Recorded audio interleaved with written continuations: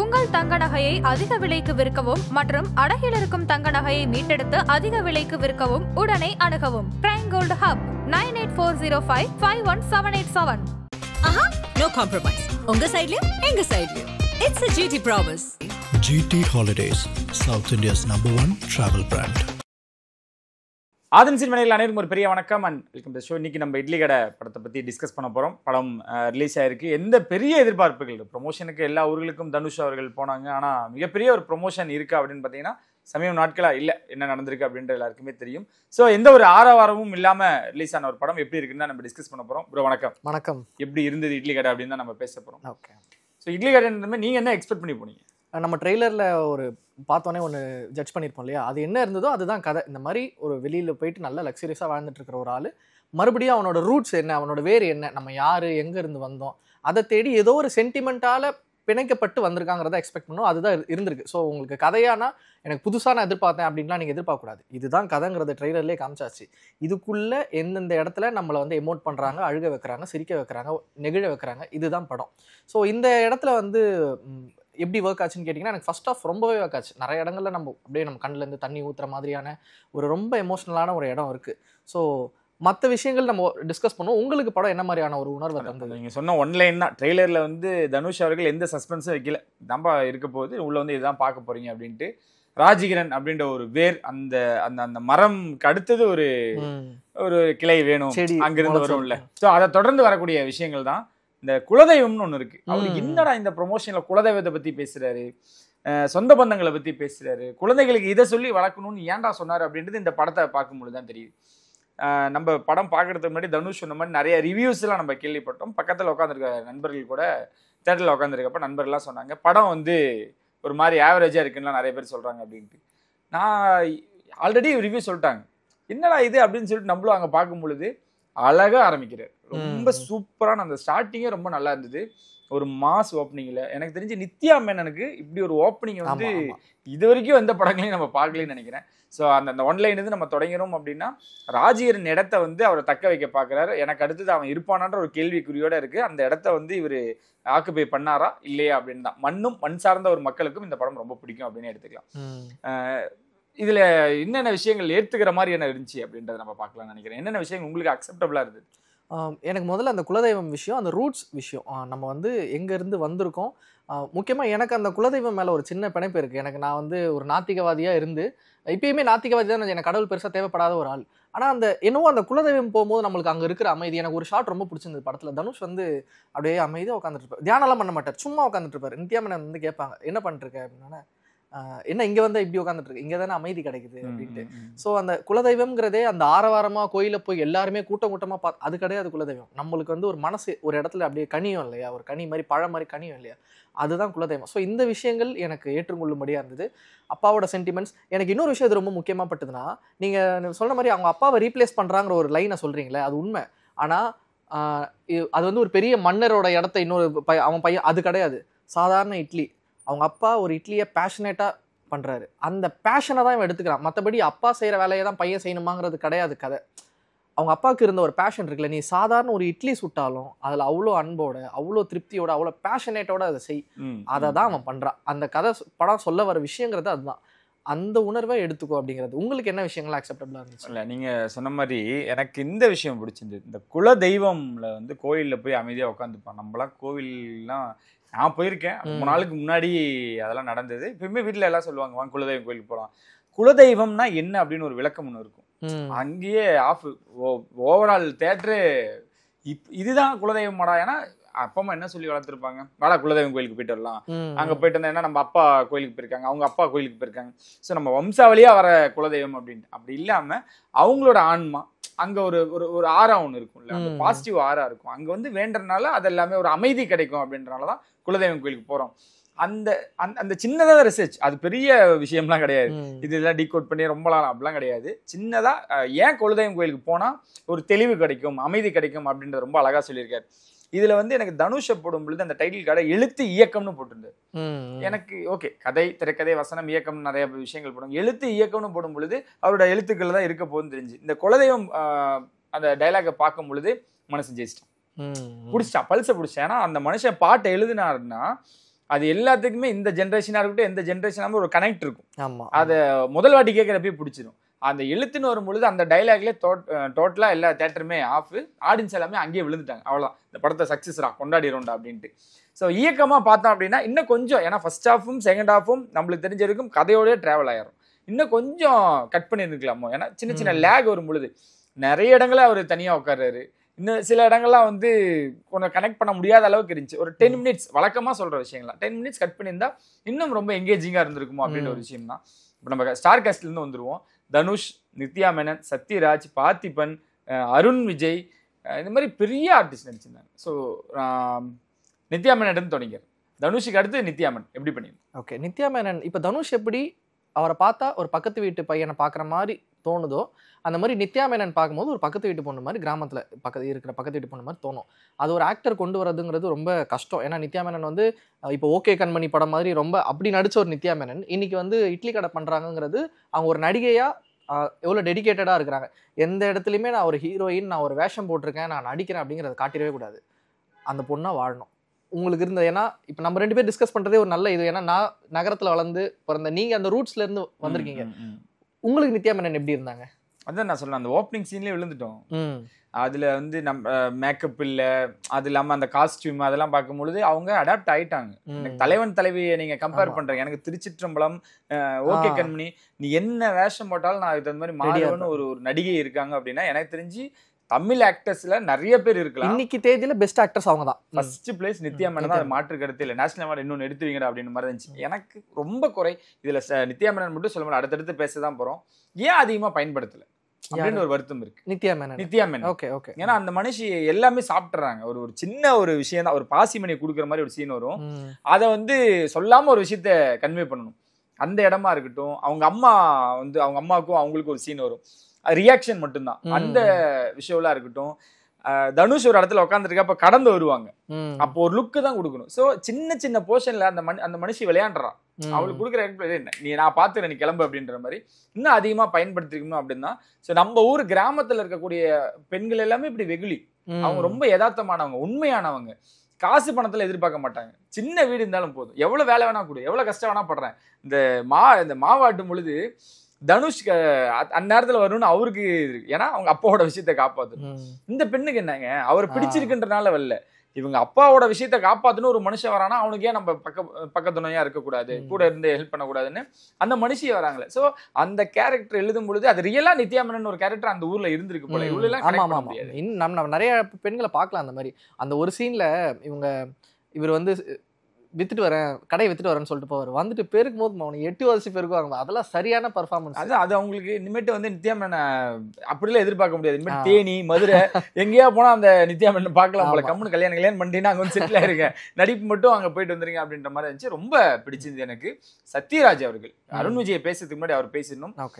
எனக்கு பர்சனலா என்னன்னா, அந்த மனுஷனை இவ்வளவு நாளா வந்து வேட்டி சட்டை கொடுத்து பேச விடுவாங்க, இல்ல ஏதாவது ஒரு கேரக்டர். இதுல வந்து வில்லன் அந்த கமல் சாரோட டயலாக் தான் எனக்கு அவருக்கு போடணும், நீங்க நல்லவரா கெட்டவரா, இதுதான் எனக்கு சத்யராஜ் சார். ஏன்னா அது எழுதும் பொழுது இந்த கேரக்டர் எழுது ரொம்ப கஷ்டம்.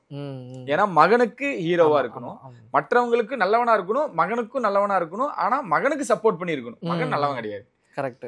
அப்படின்றப்போ அந்த கேரக்டர் டிசைன் பண்ணது எனக்கு தெரிஞ்சு ரொம்ப ஆக்சுவலி அது கரெக்டான விஷயம் சொன்னீங்க. அது டிசைன் பண்றதே எவ்வளவு கஷ்டம்னா அதை நடிக்கிறது எவ்வளவு கஷ்டம். நீங்க தனுஷ் என்ன சொல்லி எக்ஸ்பிளைன் பண்ணிருப்பாரு, சார் நீங்க இந்த இடத்துல இப்படி, அந்த இடத்துல அதை அவர் உள்வாங்கிக்கிட்டு அதை டெலிவர் பண்ணாருங்களா. இப்போ அது ஒரு குறையா ஒரு பக்கம் பார்க்கலாம். பட் அது ஒரு இப்போ தனுஷ் வந்து மாறி பண்றதுக்கு ரொம்ப கஷ்டப்பட்டேன்னு சொன்னார் இல்லையா. ஏன்னா கொஞ்சம் அந்த பக்கம் போனா கூட நான் நல்லவன் ஆயிடுவேன், ஆனா நான் நல்லவன் கிடையாது, வில்லனும் கிடையாது, அதுக்கு பேலன்ஸ். அந்த மாதிரி தான் சத்யராஜ்.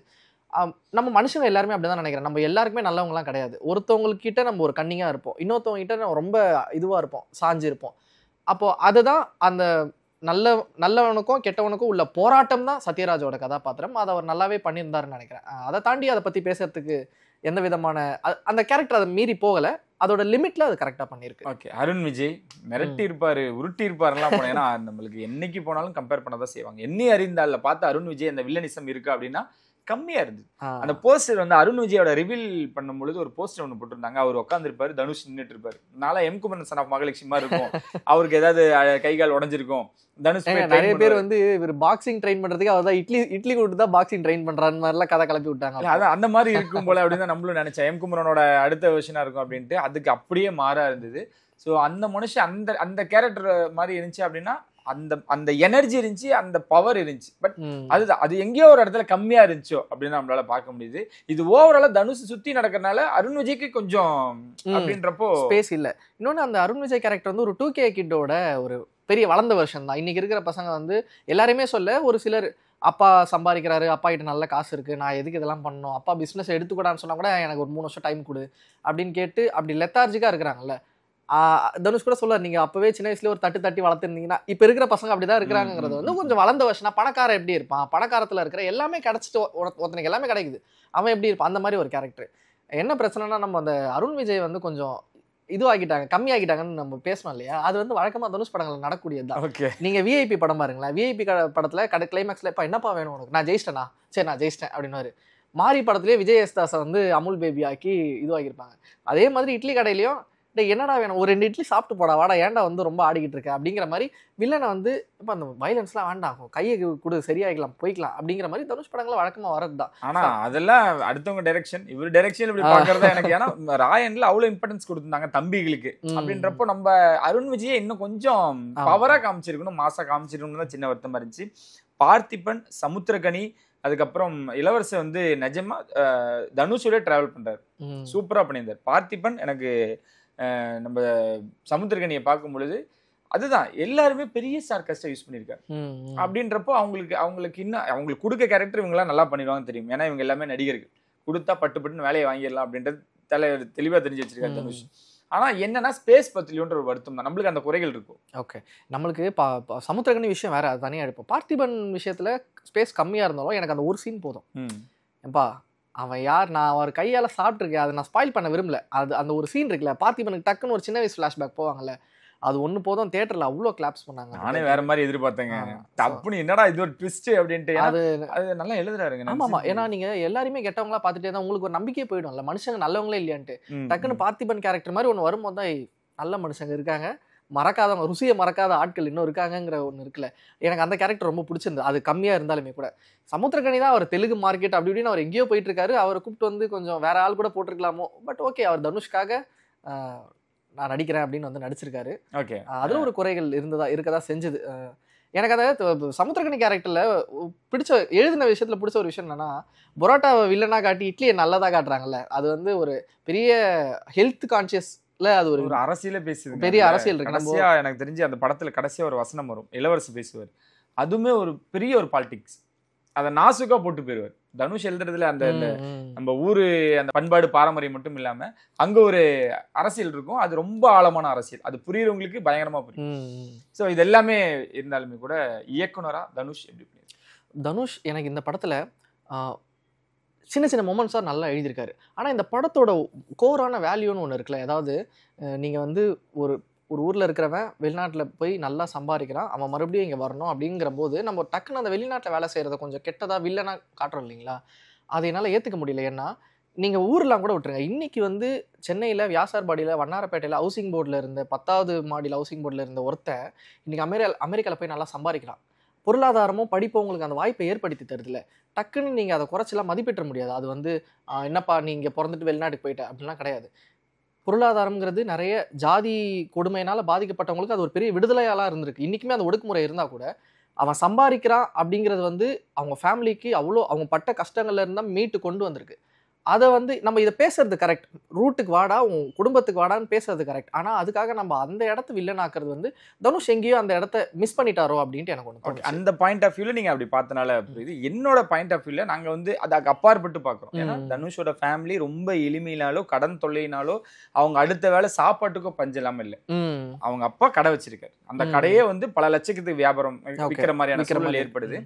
அந்த மனுஷன் சொல்றது என்னன்னா, காசு பணம் எனக்கு தேவையில்லை, என் வேலையில எனக்கு ஒரு திருப்தி கிடைக்குது இல்ல, அந்த திருப்தி தான் எனக்கு சந்தோஷம், அதோடய நான் செத்துறேன், எனக்கு அது போதுன்னு ஒரு மனுஷன் நினைக்கும் பொழுது அதை தான் காட்டியிருக்காரு. ஓகே. இவர் வந்து நீங்க வெளிநாட்டுக்கே போக வேணாம், அங்க இருக்கிற காசு பணத்தை சம்பாரிச்சு இங்க வந்து நம்ம பிரம்மாண்டமா வாழணும். அதுல அவர் ஒரே அதுதான் சொல்றேன், இந்த மாதிரியான ஒப்பீனியனுக்கு அவர் ஒரு டைலாக் வச்சிருப்பாரு. எல்லாமே இருந்த பொழுது நான் எப்படி இருந்தேன், எதுவுமே இல்லை என்கிட்ட, இப்ப நான் எப்படி இருக்கேன். ஓகே. அவர் என்ன சொல்ல வரேன்னா, எல்லாமே இருந்தபொழுது நான் ஒரு ப்ரெஷரா ஒரு ரோபோட்டிக்கா இருந்தேன், எதுவுமே இல்லை என்கிட்ட, ஆனா எனக்கு என் ஊரும் என் மக்களும் இருக்காங்க, சந்தோஷமா இருக்க மாதிரி. அதுதான் அதை தான் கன்வே பண்ண வரான்னு நினைக்கிறேன். அந்த மனுஷன் இதுக்காக தான் எழுதியிருப்பாரு. எனக்கு தெரிஞ்சு வெளிநாட்டுக்கு போகாதீங்க, வேலை செய்யாதீங்க, சம்பாதிக்காங்க, அந்த பாயிண்ட் ஆஃப் வியூல அதை யோசிக்காம, எனக்கு தெரிஞ்சு இது மக்களோட இருக்கும் பொழுது எனக்கு அதுதான் அதுக்காக தான் அதை பயன்படுத்திருப்பாருன்றதான் நம்மளுக்கு அந்த பாயிண்ட் ஆஃப் வியூ நம்மளுக்கு புரியுது. இன்னொரு விஷயம், இந்த ரூட் அப்படின்றதை மீறி அவர் என்ன சொல்றாருன்னா, சின்ன வயசுல அவங்க அப்போட டிராவல் பண்றாரு, 3 மணிக்கு எழுந்து போறாரு. அதுதான் சொல்றேன், எங்க வீட்லயுமே ஒவ்வொரு வீட்லயும் நடக்கக்கூடிய விஷயங்கள் தான். அவங்க காலையில எல்லாம் கஷ்டப்பட்டு இருக்காங்க, காலையில எந்திரிச்சு சீக்கிரமா எந்திரிச்சு போவாங்க. அப்போ நம்ம ஒரு அந்த டைம்ல அந்த ஏஜ்ல நம்ம டக்குன்னு முடிச்சிட்டோம்னா, நானும் வரேன், அம்மா நானும் வரேன், அப்ப நானும் வரேன். ஸோ அப்போ அவங்களோட வேலைகளுக்கு போகும்பொழுது அவங்க படுற கஷ்டத்தை நம்ம கண்முறையை பார்த்துருப்போம். அவங்களுக்கு ஒரு சந்தோஷம், நம்மளை பார்த்துருப்பாங்க, இந்த பையனுக்காக தான் நம்ம சம்பாதிக்கிறோம், இந்த பையனுக்காக தான் நம்ம ஓடுறன்றப்போ 3 மணிலேருந்து அவங்க வேலை செய்யறாங்க. ஸோ அது என்ன நினைக்கிறாங்கன்னா, அது சம்பாரிச்சு ஒரு விஷயங்கள் பண்ணும்பொழுது அது அவங்களுக்கு சாட்டிஸ்ஃபைடா இருக்கு. ஓகே. அதை அந்த பையன் பார்த்துக்கிட்டே இருந்து அந்த விஷயத்தை அவன் கையில் எடுக்கும் பொழுது அந்த திருப்தியோட கொடுக்கணும்னு நினைக்கிறான், அந்த டெடிகேஷனோட கொடுக்கணும்னு நினைக்கிறான். ஸோ அப்படியா தான் அவர் எழுதியிருக்காரோ அப்படின்றத நம்மளால பார்க்க முடியுது. ஸோ டைரக்டரா எனக்கு தெரிஞ்சு பவர் பாண்டி, ராயன், நிலவுக்கு என்மேல் என்னடி கோபம் அது ஓரமா வச்சிருங்க, அந்த வரிசையில எனக்கு தெரிஞ்சு இந்த நம்ம சொன்ன செங்கல்பட்டை தாண்டுனா ஒரு பிசினஸ் ஒன்று இருக்குல்ல, அந்த மார்க்கெட்டை தும்சம் பண்ணிடுவார். இந்த தலைவன் தலைவி நம்ம பேசிட்டு 2025 அதுக்கு இணையாவோ அதுக்கு மேலேயோ வசூல் பண்ணிடும். டெஃபினட்டா பிஎன்சில பெரிய பிளாக் பஸ்டரா இருக்க போது இட்லி கடை. ஆமா, நம்ம பேசும்பொழுது செங்கல்பட்டு அப்படின்னு பேசுறோம், செங்கல்பட்டு இந்த பக்கமே இந்த படத்தை கொண்டாட ஆரம்பிச்சிட்டாங்க. ஆமா, நல்ல ரெஸ்பான்ஸா இருக்கு. தனுஷுக்கு உண்டான மார்க்கெட் இப்ப தலைவன் தலைவி கூட சென்னை ஏ சென்டர்ல நல்லாவே ஓடுச்சு. சோ சென்னை மக்கள் என்ன நீங்க கொடுத்தாலுமே அது நல்ல கண்டென்ட்டா இருந்ததுன்னா அது அவங்க வரவேற்பாங்க. மற்றபடி நீங்க பிஎன்சி போனோம்னா அவங்களுக்கு உண்டான வேல்யூஸ் வேணும். டே எனக்கு நீ எதனா கூடி என் வாழ்க்கைக்கு உண்டான படமா நீ கொடுத்தாதான் நான் உனக்கு கொண்டாடுவேன். அதுல அவங்க ரொம்ப ஸ்ட்ரிக்டா இருப்பாங்க. அதை இட்லி கடை பூர்த்தி பண்ணிருக்கா. Okay, positive and negative. Okay, அதை மட்டும் டக்குன்னு பேசிடுவோம், அதுக்கப்புறம் அந்த பூர்த்தி பண்ணதை நம்ம ஃபைனலா. ஓகே, உங்களுக்கு பிடிச்ச பாசிட்டிவ்? எனக்கு படத்தோடைய மியூசிக், ஜிவி பிரகாஷ் தான் இந்த படத்தோடைய 2வது டைரக்டர்னு சொல்லுவேன். தனுஷோட மைண்ட் செட்டை அப்படியே உள்வாங்கி ஒரு 6 பாட்டுமே அவ்வளோ அழகாக இருக்குது. 5 பாட்டை தான் படத்தில் யூஸ் பண்ணியிருக்காங்க, 5மே அவ்வளோ நல்லா ஒர்க் ஆயிருக்கு. ஸோ படத்துடைய மிகப்பெரிய ப்ளஸ்ஸாக நான் ஜிவி பிரகாஷோட தனுஷோடைய நடிப்பு, இயக்கம், ஜிவி பிரகாஷோடைய இசை, பின்னணி இசை, இது எல்லாமே பாசிட்டிவாக சொல்லுவேன். ஓகே, அது நான் சொன்ன மாதிரி இந்த வசனங்கள் எனக்கு ரொம்ப பிடிச்சிருந்தது. இன்னொன்று ஜிவி, அவர் கண்டிப்பாக நம்ம சொல்லி ஆகணும், அதில் தனுஷும் வசனங்களில் ஜெயிச்சிட்டாரு.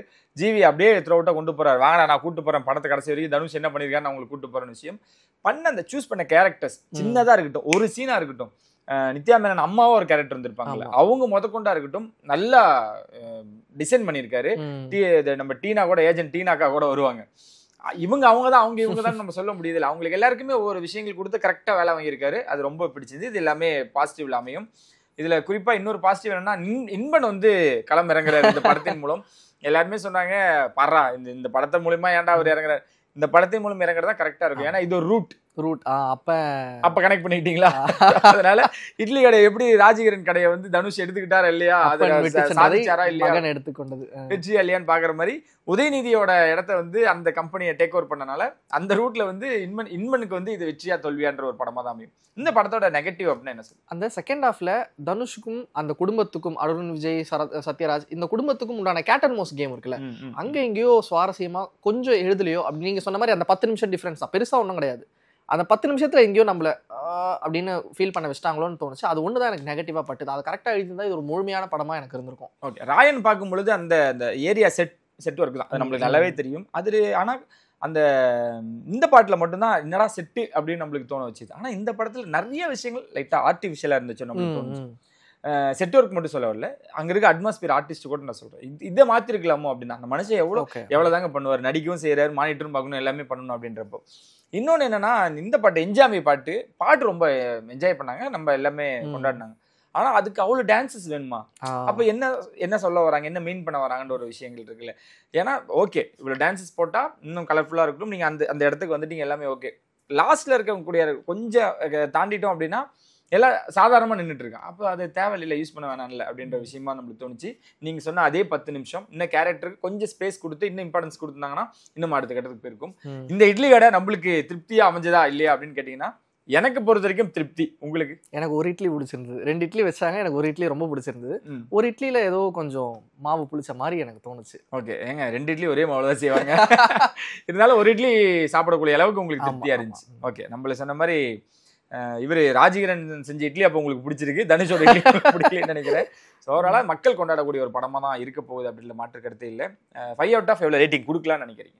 எனக்கு அதான் நான் பாதின்னு சொன்னால் ஒரு 2 ரன் வரணும். ஆனால் சில படத்தில் நிறைய நெகிழ்வான விஷயங்கள் இருக்குது. குறிப்பாக நம்ம பேச மறந்துட்டோம், அந்த வைலன்ஸை ட்ரீட் பண்ண விதம் இருக்குல்ல. மற்ற படங்கள் தமிழ் சினிமாவில் வைலன்ஸை எப்படி வந்து நீங்கள் இன்னைக்கு நாயக பிம்பம் வந்து எந்த அளவுக்கு மோசமாக போயிட்டு இருக்குங்கிறத நம்ம பார்க்குறோம். அப்படி இருக்கும்போது டே அதெல்லாம் கிடையாதுடா, உட்கார வச்சு பேசு சரியாயிடும் அப்படிங்கிறதுக்காக இந்த மாதிரி இதை தாண்டி ஏதோ ஒன்று இருக்குல்ல படத்தில், அதுக்காக ஒரு 3.5ங்கிற ரேஞ்சுக்கு நான் கொடுத்தேன். வாட் இஸ் தமிழ்நாடுன்னு சொல்லியிருக்கான். தமிழ்நாட்டில் என்ன நடக்குது அப்படின்னு சொல்கிறான்ல. ஏன்னா நீங்கள் நம்ம சொன்ன மாதிரி செங்கல்பட்டு தாண்டினா செங்கல்பட்டு இந்த பக்கம் ஒரு உலகம் இருக்குன்ற மாதிரி அந்த பக்கம் போனால் இதுதான் அகிம்சை. எப்படி நம்ம அகிம்சை தான் தீர்வு அப்படின்னு அவங்க சொல்லிக் கொடுக்குற வழி இருக்குல்ல, ரூட்டையும் மீறி இது ரொம்ப அழகாக இருந்துச்சுங்க.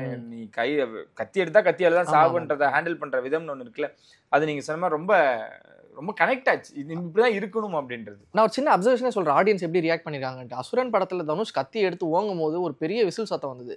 அதே ஆடியன்ஸ் இன்னைக்கு தனுஷ் கத்தியை கீழே போடும் போது அந்த விசில் அடிக்கிறாங்க. ஸோ மக்கள் ரெடியா தான் இருக்காங்க. நல்ல கண்டென்ட் கொடுத்தா அதை கை தட்டி வரவேற்க மக்கள் ரெடியா தான் இருக்காங்க. கத்தி எடுத்தாலும் கொண்டாடுறாங்க, கத்தியை போட்டாலும் கொண்டாடுறாங்க. ரொம்ப அழகா இருந்துச்சு. கண்ணுக்குட்டி எமோஷனல் இருந்து, கண்ணுக்குட்டிலேருந்து, வயக்காடுலேருந்து எல்லாமே ரொம்ப கனெக்ட் பண்ணி ஒரு யதார்த்தமான கதைக்களத்தை கொடுத்துருந்தாங்க. எடிட்டிங், கேமரா ஒர்க்குன்னு அவர் செலக்ட் பண்ண டீம் முதற்கொண்டு டீம் ஒர்க்காக இந்த படம் நல்லா இருந்துன்னே சொல்லலாம். ஸோ மக்கள் தான் இனிமேட்டு அதுக்கான தீர்ப்பு எழுதுன்னு நினைக்கிறேன். Thank you so much bro. நம்ம இன்னும் சொல்ல உங்களை சந்திக்கிறவங்களை எடுக்கிறாங்க. நன்றி.